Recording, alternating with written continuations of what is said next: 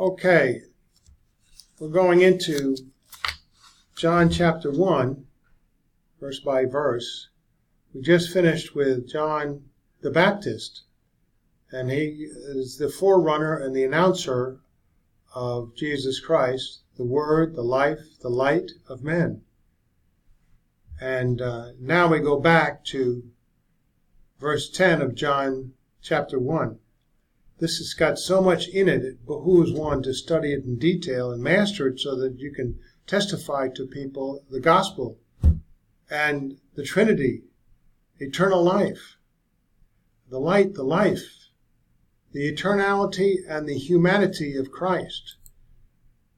It's a great passage to master as you go through the Bible and study. John chapter 1.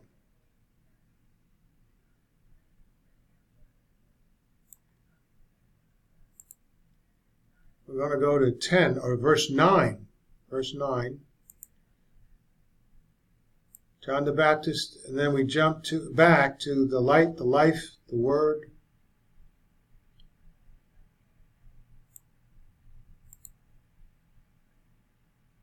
And here's verse 9. The true light that gives light to every man was coming into the world. So point A, the Word, who is eternal, creator, the life, God, gives eternal life to every man who believes in him. He is the true light, i.e. the true revelation of who God is to every man. He entered history in a unique form at the time of John the Baptist in the form of humanity, so that men might readily encounter him through the ongoing witness of John and others. Choose to know him, hence understand who God is, and then believe in him unto an eternal life relationship with God. Notice that we do look at some of the other verses leading up to verse 9. And at times, I like to display the Greek and the English underneath that in an interlinear fashion. It's a good idea to get an interlinear Bible that defines these words and gives you a perspective on how the words were originally penned. So author John reiterates in verse 9 that the Word, the life, the light of men, is the true light that gives light to every man. In the past, John 1, 4-5, the verses go, In him was life, and the life was the light of men. And the light shines in the darkness, and the darkness did not comprehend it.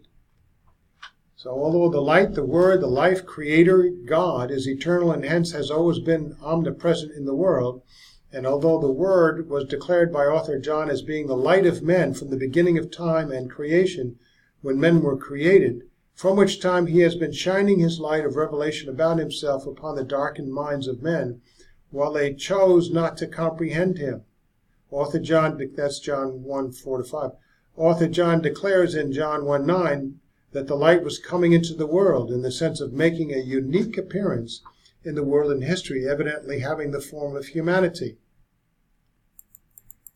So the phrase, the true light that gives light to every man in the world was coming into the world in John 1, 9 contains the imperfect tense verb en, rendered was, with the participle phrase, which goes like this in the Greek, and rendered together was coming into the world. The imperfect form of the verb denotes an indefinite, linear, ongoing length of time of the coming of the Word, the light of men into the world, not just into a region of the world. And he was coming beginning at the time when John the Baptist had been created, the latter having been sent from God to announce his entry. John 1:7 from the book of Isaiah. And this coming was continuing throughout history, not just for a limited period of time. This implies that the witness of John the Baptist of the Word's unique entry into the world in the form of humanity is the beginning of an ongoing witness which will be carried on by others from the time of John the Baptist throughout the ages to all mankind, so that all men might have an opportunity to know of him and believe in him unto an eternal life relationship with God. that all mankind throughout the ages is in view is corroborated in verse 7 as we look back. John 1:7, this man came for a witness to bear witness of the light, this man John the Baptist, that all through him, through the light of men, the word, the life, might believe. So the true light that gives light to every man was coming into the world in verse 9. That's in view.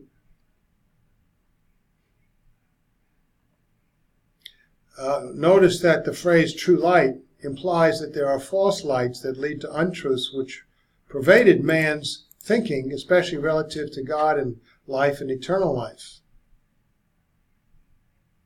Now, this is not to say that a man is to receive some kind of inner light or enlightenment within himself, for it is John's testimony about the light, the Word, who has come into the world as a personal revelation to mankind in the form of human being, so that men might readily encounter him, choose to know him, hence understand who God is, and believe in him unto an eternal relationship with God. That's the plan. In view of John 1:5, 10, and 11, it becomes evident that man has willfully refused to receive the light throughout history and believe in him, the light, the life, the Word, the Creator as God. Look at these verses that back that up.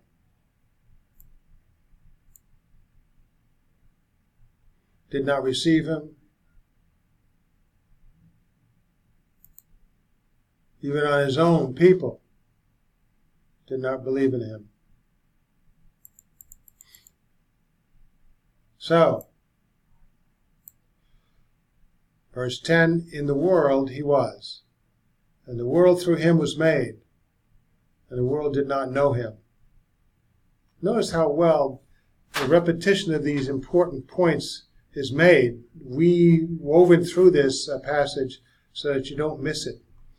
So at the time of John the Baptist, the light, the Word, the life, Creator God began an ongoing, unique presence in the world, taking upon himself humanity to enlighten all men about himself so that men might choose to know him, hence understand who God is and believe in him unto an eternal life relationship with God. Although the world through him was made, the world did not choose to know him. From the garden on.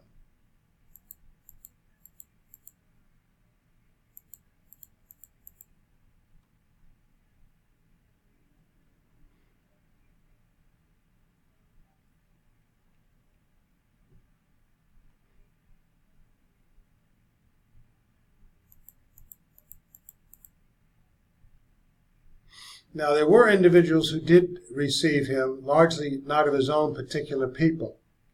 As we look into verse 11, it says, he came to his own. He came to all things of his own, being creator, all things of the world, being inanimate and animate, including mankind, and his own, those animate objects who have the capacity to receive, believe in him, humans, mankind, his own particular people.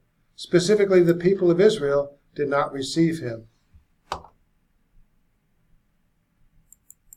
So, the Word, the life, the light of man, Creator, and God entered the world in history in his humanity, coming to all things and individuals of his own, this is neuter, plural, all things in the world, including mankind, and his own particular people, masculine, plural, which refers to Israel, did not believe in him, to have an eternal life, familial relationship with God. They rejected him despite how he specifically came to his own, especially his chosen people.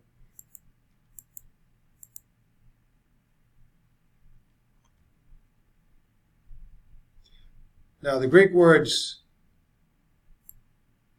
here in the phrase John 1:11, he came to his own,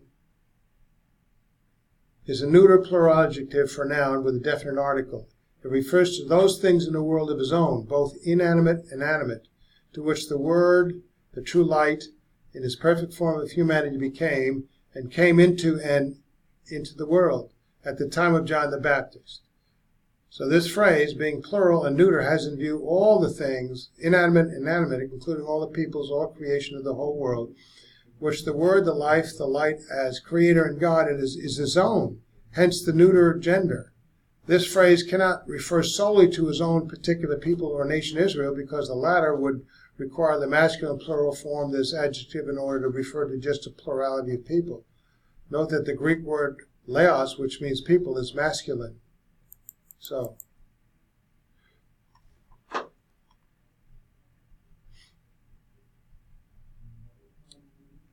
the word is correctly rendered then, and in the New King James Version, and not but as some translations have it. So the conjunction but is incorrect because it would signify that his own, but this case is difference in gender. The conjunction and, on the other hand, permits the distinction already afforded by the difference in gender, since the Greek words kohoi idioi in the second phrase also have his own as an adjective for noun with a definite article, plural but masculine. Then it must refer to a particular entity in the world, which is masculine in gender and plural in number, which the word identifies with as his own, which entity can choose to receive and believe in him or not, ruling out inanimate objects, plants, and animals. That's how that works. Hence the words his own in the second phrase refer to a plurality of people who can choose to believe, to which the word at the time of John the Baptist and his humanity belongs. Since the word added to himself humanity and became a man at the time of John the Baptist, then grammatically, but not contextually, it is possible that the Greek phrase rendered, and his own did not receive him, could mean that he came into his own people in the sense that he came to all of mankind, but when he was in his humanity and all of his mankind characteristically did not receive him. But this point has already been established in John 1:5. But he added to himself humanity, which portrayed the characteristic response of men throughout history to the revelation of the light of men. The life, the Word, eternal Creator God, which provided information about himself to their minds. So in those minds throughout history, in the consciences of mankind throughout history, they rejected the Word, the light, the life. And that characteristic response was one of willfully not choosing to comprehend, perceive, understand, and know who the life is, nor truths about God which are revealed as the light of men.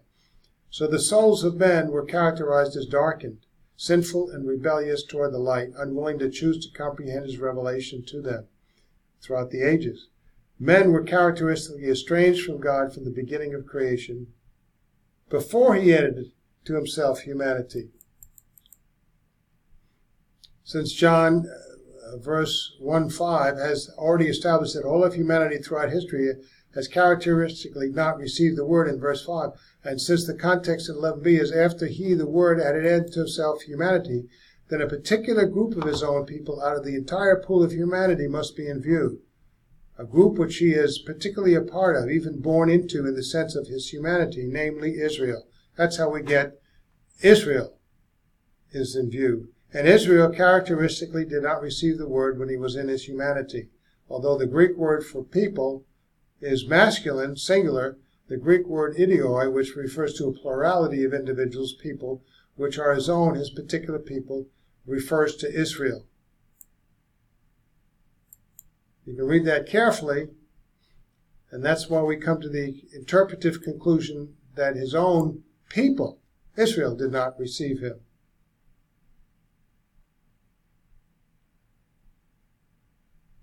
Later on, we can look forward to John 1:45. Philip found Nathanael and said to him, "We have found him of whom Moses in the law and also the prophets wrote, Jesus of Nazareth, the son of Joseph." So the Word became flesh, is declared here as the son of Joseph, an Israelite. That's his own people. And in John 7:1, after these things Jesus walked in Galilee, for he did not want to walk in Judah because the Jews sought to kill him. So they rejected him.